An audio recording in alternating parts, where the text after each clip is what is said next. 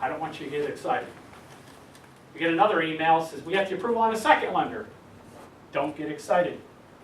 Because if I can't get the first and the second lender to agree to the dollars on the HUD, like my example earlier, we lost that one over $500, we don't have an approval. Now, let's assume we got everybody okayed. That file then goes to the closing department. The closing department then orders a HUD that balances the approvals. Once that package is all done, the HUD, you will get emailed, and Kathy will get emailed the approval package.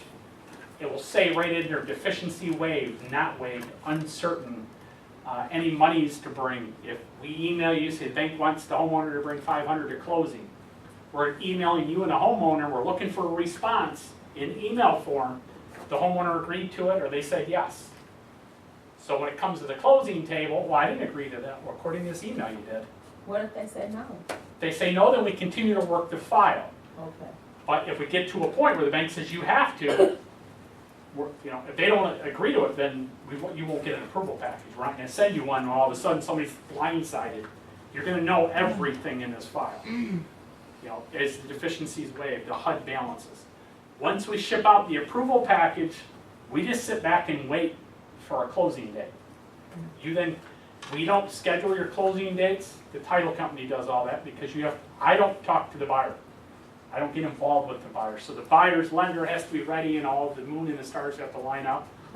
Then, when it's ready to close, the title company, if we need assistance, they need assistance getting the final HUD approval for closing, we will assist them. Other than that, follow the directions on the approvals. That's it. Hey, Rick, when you, as an agent, when you are ordering for a short sale, you have to sign up for Equator, is that correct? Good point. You had a question and I'll come back to yours. I'll wait. Okay. This is kind of the last one. Anybody here heard of Equator? Or everybody have Equator files? Or, excuse me, Equator login and password? Bank of America, Wells Fargo, and NationStar use an electronic version of a software. I call it, it's kind of like playing ping pong. I log all this stuff in, that's my task to do. Then it pings it to the negotiator at the bank. He has to do his thing, and may request something. Then a task comes back to us to do.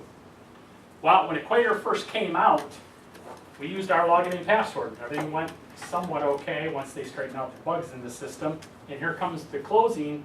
They say, wait a minute, the login and password is not the real estate agent, it's you guys, so the real estate agent isn't getting paid commission, you guys are. Well, that didn't go over too well. So we use your login and your password for Equator.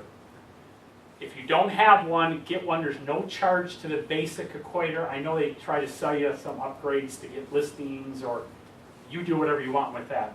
But get a login and password in Equator is no charge.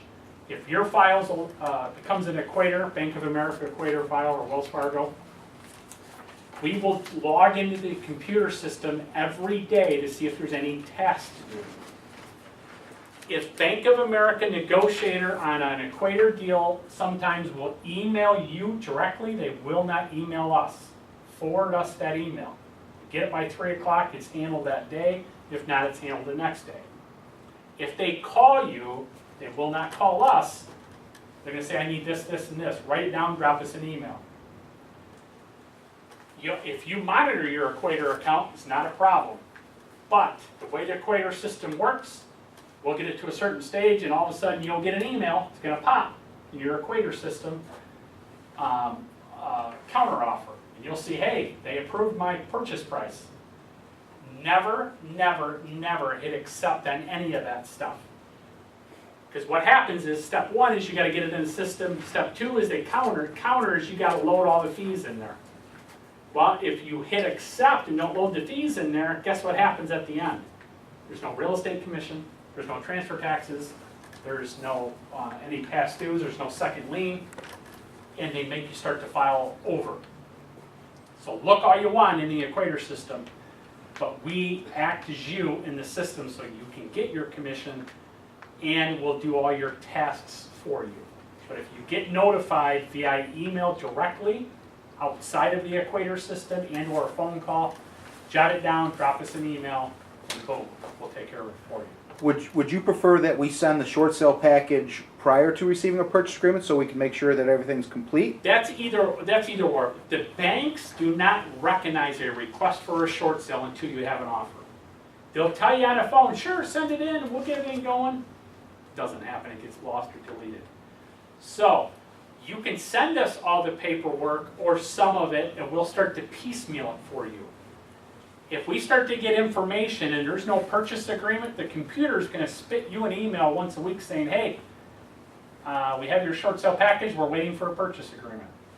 Don't get offended by it, because the computer's gonna continue to send that to you. Well, you know you're waiting on a purchase agreement, but it's our system, because I don't wanna miss anything. Yes? Do they like look, oh, she listed it this day, she has an offer this day, like, do they like, No. they don't care about that? No, Okay. not anymore. Before they used to, had to be on the market for 90 days. They wanted to see all the showings, they wanted to see how many offers you had, so now it's just, get it on the MLS listing. If you're gonna write an offer, wait 24 hours. I Day to next closed day. 3 short sales with our other company before you, which was not a good company. But your company, I'm very pleased with the, communication and all that. What happened with your company that never happened before was they came back and asked for more money from the buyer, and the buyer shockingly came up, and then they asked for more money, Yeah. and the buyer came up again. And then we did that 3% concessions, which is really, like you said, doesn't make any sense. And we have the approval, but, Great. So she's used us, she likes us. You can cash that $100 check I gave you when we came in too. by the way. wow. Yes, Back to the equator, I have 2 files with your company. okay. Never provided them with any equator information. As far as I know, my equator could have expired.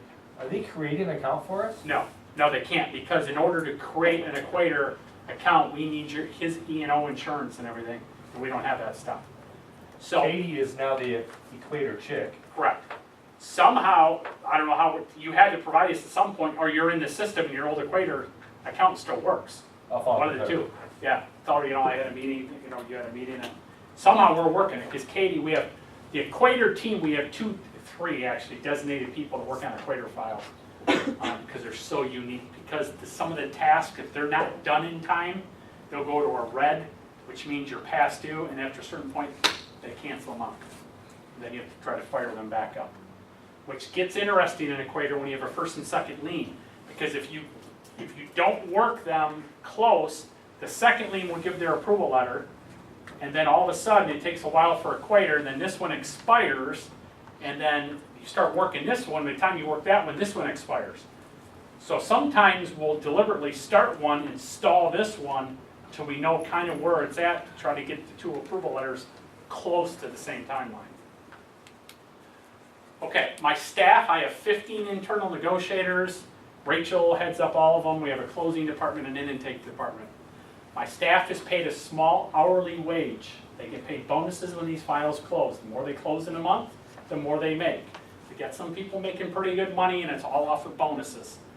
I have no financial incentive to slow down your file or not work it correctly. How am I going to win? It's all about money. Why would I slow your file down? You didn't pay me anything. I want to get it to the finish line just as bad as you do, but I can only go as fast as the banks will let me, and or investors. Any questions? Yes? How do you recommend we approach a homeowner if we know they received a notice of default? Just say it's public records. I went to public records, and your name come up, and basically, is your name? I'm a real estate agent. I specialize in short sales, or I'm capable of doing short sales. Would you like me to come visit you and talk about what your options are? Just They know it. straightforward. Yeah, straight. Yeah, Guys, don't sugarcoat this. yeah. Don't That works sugarcoat for it, you? man. Well, What I are they mean, going to tell you? No. Yeah. They're You're in helping. trouble. Yeah, if you want, let's talk about that another time, and I'll help you with some verbiage on Yeah, that. it's to be in this market. I would rather be a real estate agent in this market than I would when the economy was booming. Because man, you show me my house is worth X, and this real estate agent says it's not worth another 10 grand. Who am I going with? You did all that work. Your number was probably more honest than this person, but because he convinced me it's a higher number. There's no numbers in short sales. I'm going to get you out of this mess and get you back to ground zero so you can start your life over.